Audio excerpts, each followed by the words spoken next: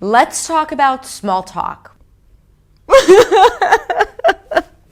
If you're the kind of person who starts sweating as soon as the Zoom call starts and not everyone has joined just yet, and you need to make a little bit of a conversation and that stresses you out. So Jane, my manager, will join us in a sec. Okay? Okay. Mm-hmm.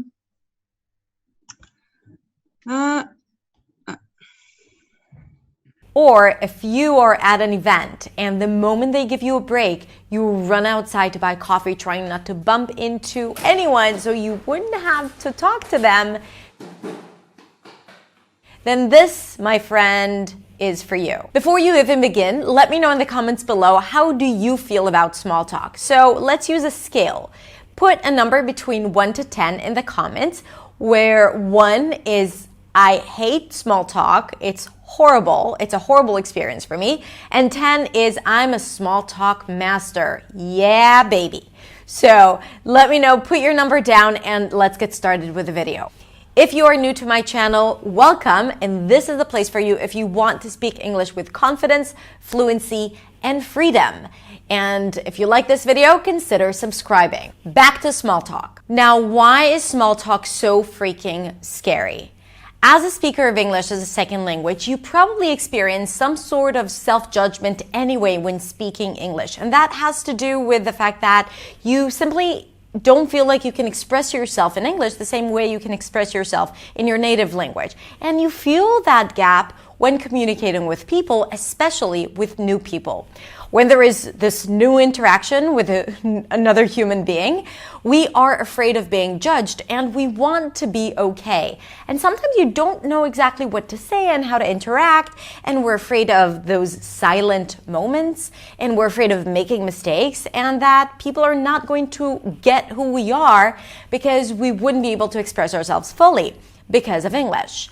Now, even native speakers or even small talk in your native language might be intimidating. So I believe that it's that initial interaction that we know is important and we have to do it, but we don't know exactly how to do it successfully, especially if you're an introvert and all you want to do is just speak to your computer.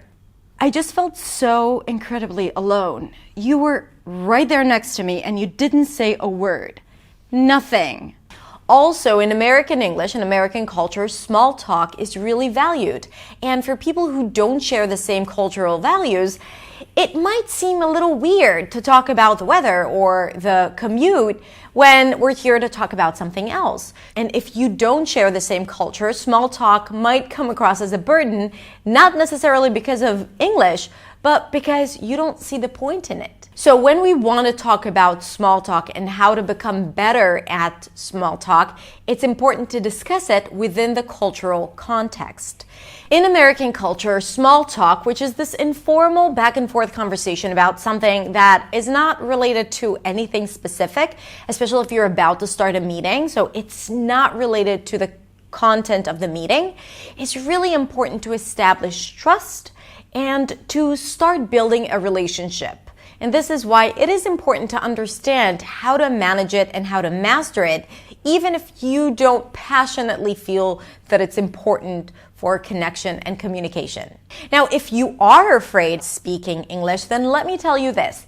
When you interact with someone, be it a native speaker or a non-native speaker, people are usually not obsessed, or they usually don't pay attention with what you say, especially when you're first meeting with them and you're having this initial interaction. Because people want to have a healthy conversation, and usually what they're concerned about is themselves. So usually what goes inside a person's head is not, ooh, they used have worked instead of worked, but okay, so what can I answer her or him so the conversation will keep on flowing and rolling? Now, if you want to become more successful at small talk, then here are a few tips that are definitely going to help you do that as of this moment. The one thing that has incredibly helped me overcome my fear of small talk was to make it about the other person.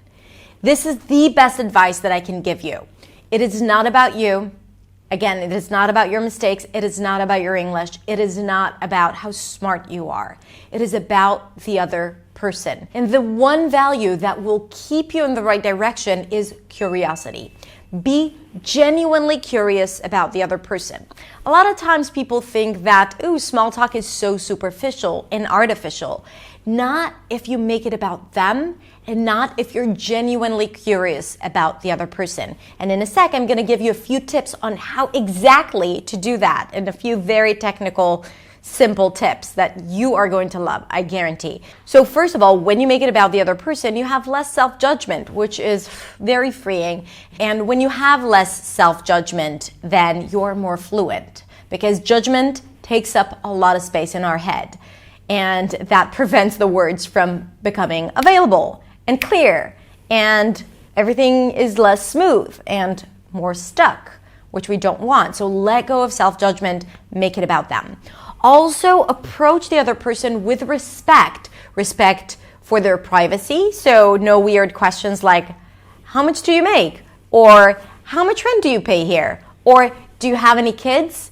And yes, when people come from a culture where family is one of the cultural values, it sounds strange not to talk about family or children, but in some cultures, it is less appropriate. People are more personal, individual, and they don't want to talk about whether or not they have kids and maybe justify their choice whether or not to have kids at all, right? This is not a good topic or a great situation to be in when you are just introduced to someone.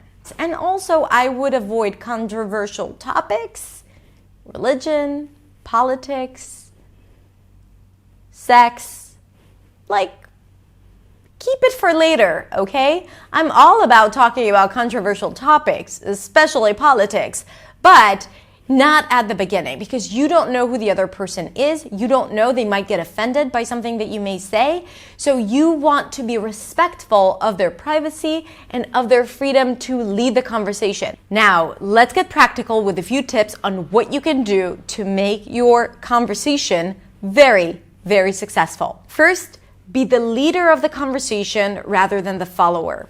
When you lead the conversation, you have more confidence, and your entire goal is to get the other person to talk. Again, making it about them. And how do you do that? By asking simple questions that have an open answer. So try to avoid yes/no questions. Was your flight here okay? Great. But instead, ask open questions that are simple. So is this your first time here? No, actually, I've been here before. And then you have an opportunity to ask a follow-up question. You get an answer that is more than just yes or no.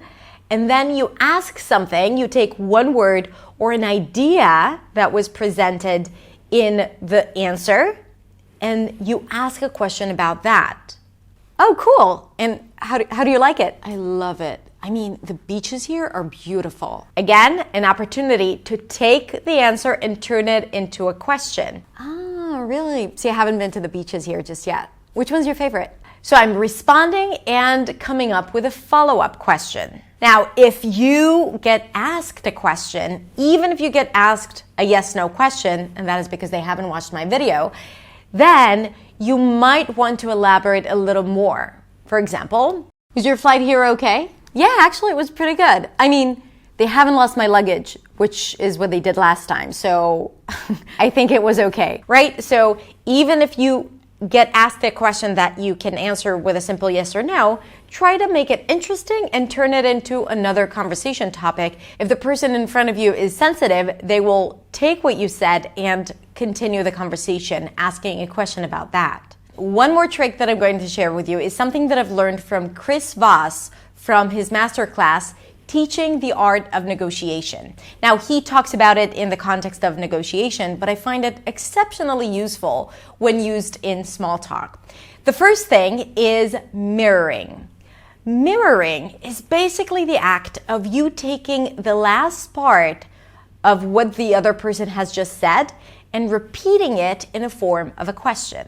For example, so is this your first time here? No, actually, I've been here before. You've been here before? See what I did?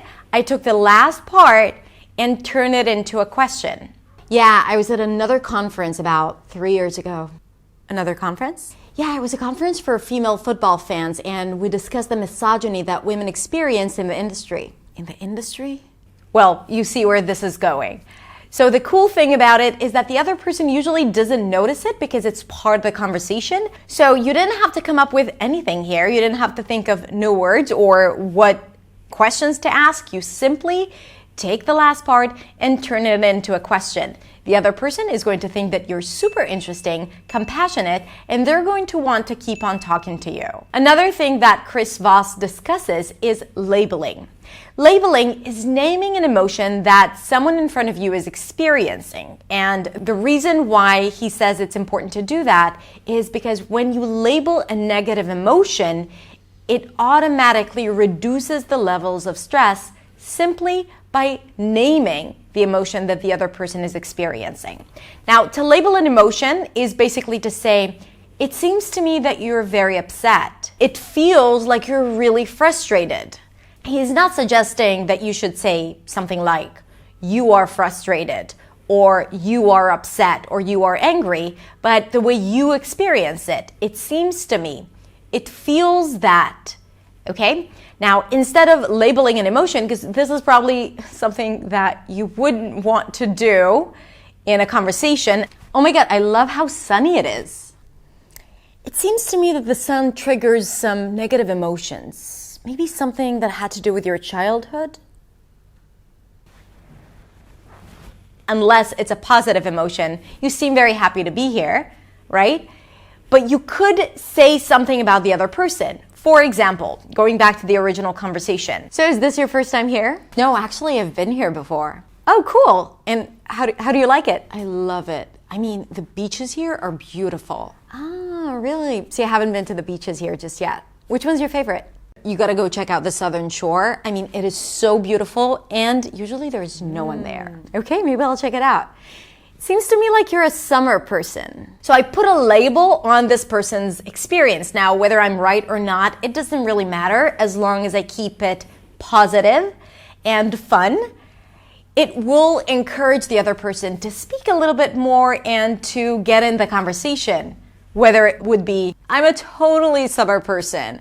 I mean, for me, vacation is lying on the beach, drinking margaritas. Or, no, I'm a winter person. I mean, I was born in Alaska, right? For me, snow is life. Again, a trigger to continue the conversation. Okay, that's it for today. I mean, there's plenty more we can talk about, but for now, I think that is more than enough for you to get started and start having these awesome conversations out there. Now, I have 2 questions for you, and I'd love for you to answer them in the comments so we can start a conversation. The first is, what has helped you so far in small talk and informal conversations? If you had to overcome a challenge, share it with us and share with us what has helped you. And the second one, what is one thing that you're going to take from this conversation and put it to use as of today?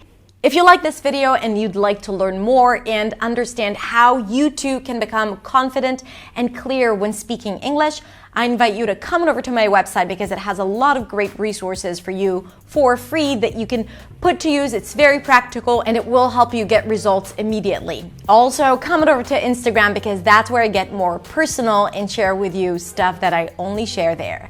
Have a beautiful, beautiful week, and I will see you next week in the next video. Bye. I mean, I thought that it was really, really not cool the way...